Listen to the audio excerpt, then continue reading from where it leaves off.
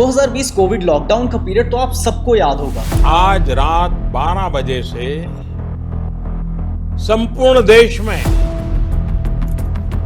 संपूर्ण लॉकडाउन होने जा रहा है।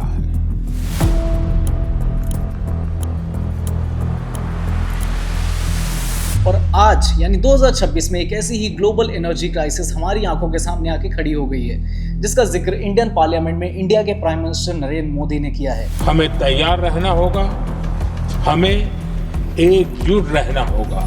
हम कोरोना के समय भी एकजुटता से ऐसी चुनौतियों का सामना कर चुके हैं। अब हमें फिर से उसी तरह तैयार रहने की आवश्यकता है। और ये जरूरी क्यों है, आइए जानते हैं। 2020 में दुनिया पूरी तरह से थम चुकी थी। लोग अपने अपने घरों में पिंजरों की तरह बंद हो चुके थे और एक इनविजिबल दुश्मन से लड़ाई लड़ रहे थे। लेकिन आज की जो करंट वॉर है, ये वॉर मिडिल ईस्ट से उठकर आ रही है, जिसका इंपैक्ट साउथ एशिया के देशों यानी इंडिया, पाकिस्तान, अफगानिस्तान पर बहुत बुरी तरह से पड़ने वाला है। और इस बार ये दुश्मन वायरस नहीं बल्कि एक ग्लोबल एनर्जी क्राइसिस है। लेकिन इन सारी बातों के बीच में सबसे बड़ा सवाल ये है कि Indian prime minister Narendra Modi ने इंडियन पार्लियामेंट में एग्जैक्टली बातें क्या बोली हैं। उसके साथ ही अगर स्टेट ऑफ हॉर्मुज़ बंद होता है तो क्या ये इंडिया के लिए सबसे बड़ा नाइटमेयर साबित होगा। उसके साथ ही तीसरी और सबसे इंपॉर्टेंट बात कि बायोगैस जैसे जो देसी सॉल्यूशंस हैं वो क्या इंडिया की डिपेंडेंसी को खत्म कर सकते हैं। मिडिल ईस्ट में ईरान, इजराइल और यूएस के बीच में जो जंग शुरू हुई थी आज के कुछ दिन पहले, वो अब सिर्फ न्यूज की हेडलाइंस नहीं रह गई है। उसका इंपैक्ट हमारे किचन के सिलेंडर और हमारी पेट्रोल की जो टंकियां हैं बाइक की, उन पर भी पड़ने लग गया है, उन पर भी दिखने लग गया है। कल इंडियन पार्लियामेंट में इंडिया के प्राइम मिनिस्टर नरेंद्र मोदी ने क्लियर वार्निंग दी है सारे भारतीयों को कि प्री प्रिपेयर्ड इंडियंस, ये वॉर लंबी चल सकती है और इसका इंपैक्ट काफी लंबे समय तक हो सकता है। जैसे आपने कोविड के टाइम पे तैयारी की थी, वैसे ही आपको एक तैयारी इस ग्लोबल एनर्जी क्राइसिस के लिए करनी होगी। हम सबको एक साथ आना होगा, हम सबको एकजुट रहना पड़ेगा। कल इंडियन प्राइम मिनिस्टर ने पार्लियामेंट में कहा कि वेस्ट एशिया यानी मिडिल ईस्ट की जो करंट सिचुएशन है ना, वो बहुत ज्यादा चिंताजनक यानी वरीसम है, यानी बहुत ज्यादा स्थिति खराब हो चुकी है। और उन्होंने 3 बड़े पॉइंट्स पर जोर दिया। उन्होंने अनसर्टेन ग्लोबल इंपैक्ट की बात की। उन्होंने बोला कि जिस तरीके से 2020 के लॉकडाउन में हमने एक यूनिटी दिखाई थी, हम साथ आए थे, हम एकजुट हुए थे, वैसी ही एकजुटता हमें आज करेंटली इस सिचुएशन में दिखानी होगी, जहां पे ग्लोबल एनर्जी की क्राइसिस लॉन्ग इंपैक्ट में हमको बहुत ज्यादा तंग करने वाली है।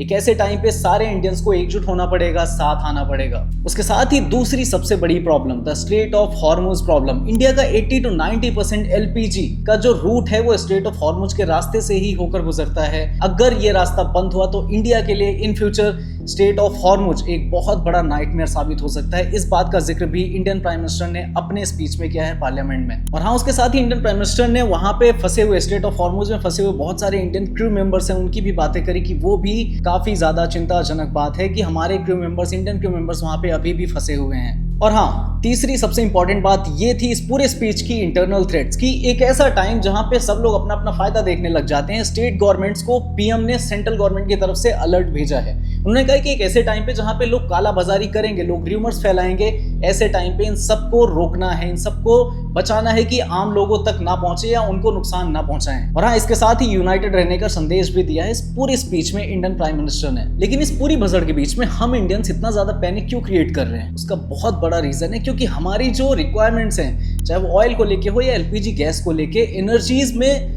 हमारा 80 to 90% का जो रिक्वायरमेंट है, कंजप्शन है, वो मिडिल ईस्ट के देशों से आता है। इसलिए हम इंडियंस इतना ज्यादा पैनिक कर रहे हैं। हम इतने लेजी हो गए, हम इतने ज्यादा आलसी हो गए कि हमने कभी भी प्लान बी पर काम ही नहीं करा। और आज ये हमारे लिए सबसे बड़ी दुविधा बन के खड़ी हुई है। ये पूरी ग्लोबल एनर्जी क्राइसिस आज हमारे लिए हमारा नाइटमेयर है। पूरी ग्लोबल इकोनॉमी में इंडियन इकोनॉमी के लिए बहुत बेसिक से नॉर्म्स है कि जब भी ऑयल का प्राइस बढ़ेगा, इंडियन रुपी यानी आईएनआर की जो वैल्यू है, जो दाम है, वो गिर जाएगी।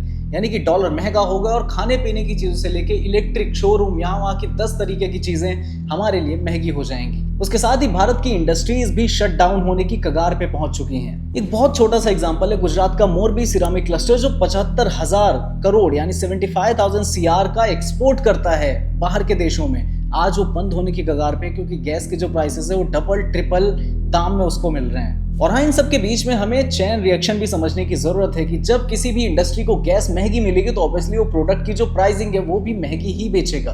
तो पेट्रोल पंप पे शायद दाम ना बढ़े, लेकिन जो आपका दुकान वाला है, आपका रेस्टोरेंट वाला है, आपका मेस वाला है, वो एलपीजी के नाम पे आपसे 10 रुपए 20 रुपए एक्स्ट्रा चार्ज जरूर ले लेगा। बहुत सारी मीडिया रिपोर्ट्स, बहुत सारे न्यूज चैनल्स, बहुत सारे इन्फ्लुएंसर्स का, बहुत सारे क्रिएटर्स का ये कहना है कि हमारे पास में स्ट्रेटेजिक रिजर्व्स हैं। इवन इंडियन प्राइम मिनिस्टर तक ने ये कहा है कि हमारे पास 53 लाख मेट्रिक टन का ऑलरेडी रिजर्व पड़ा हुआ है। लेकिन सच्चाई ये है कि ये सिर्फ 9 से 10 दिनों तक चलने वाला स्ट्रेटेजिक रिजर्व है। तो वहीं अगर हम करंट रिपोर्ट्स की माने तो हमारे पास में जो अंडरग्राउंड रिजर्व्स हैं वो सिर्फ 64% की कैपेसिटी तक रह गए हैं। मतलब बहुत साफ है कि अगर स्ट्रेट ऑफ हॉर्मुज़ की सप्लाई कटती है तो हम कुछ ही दिन के मेहमान हैं। और हाँ, हम आते जाते किसी भी शिप को किसी भी प्राइस पे खरीदने के लिए मजबूर हो जाएंगे, क्योंकि हमारे पास में प्लान भी नहीं है और हमने कभी भी स्टोरेज पे फोकस नहीं किया है, यानी बैकअप प्लान रेडी नहीं किया है हम भारतीयों ने। तो क्या इस पूरी ग्लोबल एनर्जी क्राइसिस में इंडिया के पास में अब दूसरा कोई ऑप्शन नहीं है? ऑप्शन है, और ऑप्शन छिपा हुआ है हमारे कचरे में, यानी बायोगैस में। इंडिया की एलपीजी कंजप्शन साल की लगभग 30 मिलियन मैट्रिक टन है, तो वहीं बायोगैस की जो प्रोडक्शन कैपेसिटी है वो 62 मिलियन मैट्रिक टन की है, यानी कि हमको अपनी जरूरत से ज्यादा 2 गुना तक हम प्रोड्यूस कर सकते हैं। एज एन एग्जाम्पल, बेंगलुरु के कुछ 3 से 4 बड़े होटल जिन्होंने कुछ ही साल पहले, 3 से 4 साल पहले बायोगैस में शिफ्ट करा था, जिसकी वजह से आज उन्हें एलपीजी की शॉर्टेज नहीं होती है। दूसरा बड़ा एग्जाम्पल, पंजाब का लामरा कांगरी गांव। इस गांव ने पिछले 10 सालों से एलपीजी सिलेंडर ही नहीं देखा है। पिछले 10 सालों से ये गांव काऊ डंग यानी गोबर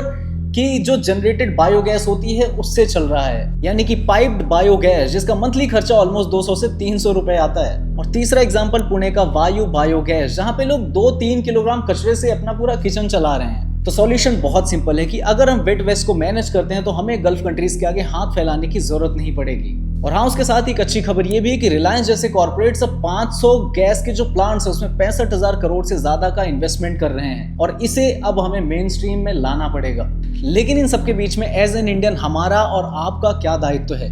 गवर्नमेंट अपना काम कर रही है, गवर्नमेंट पूरी डिप्लोमेसी खेल रही है, लेकिन एज एन इंडियन अब हमें भी पावर सेविंग मोड में आना होगा। आपको अल्टरनेटिव्स ढूंढने होंगे। अगर आपके पास में माइक्रोवेव या इंडक्शन है तो आपको गैस या चूल्हे की खपत थोड़ी सी कम करनी पड़ेगी। फिजूल की ड्राइविंग और ट्रैफिक में फ्यूल बर्बाद करने से ज्यादा बेटर है कि कंपनीज वर्क फ्रॉम होम को अपनी पहली प्रायोरिटी रखें, उसको ज्यादा अच्छे तरीके से कंसीडर करें। और हाँ, एज एन इंडियन आपका सबसे बड़ा दायित्व है कि अपनी जो लोकेलिटी है, आपकी कोई सोसाइटी है, वहां पे वेस्ट टू एनर्जी के प्लांट्स के लिए आपको आवाज उठानी पड़ेगी। वहां के जितनी भी लोकल पावर्स हैं, लोकल अथॉरिटीज हैं, उनके साथ मिलकर। इंडियन प्राइम मिनिस्टर ने इंडियन पार्लियामेंट में ये चीज कही है कि क्राइसिस को वेस्ट मत करो, यानी इस पूरे मौके को ना बर्बाद मत होने दो। शायद ये सही वक्त है इंडिया को एनर्जी इंडिपेंडेंट बनाने का, एक आत्मनिर्भर एनर्जी वाला देश बनाने का।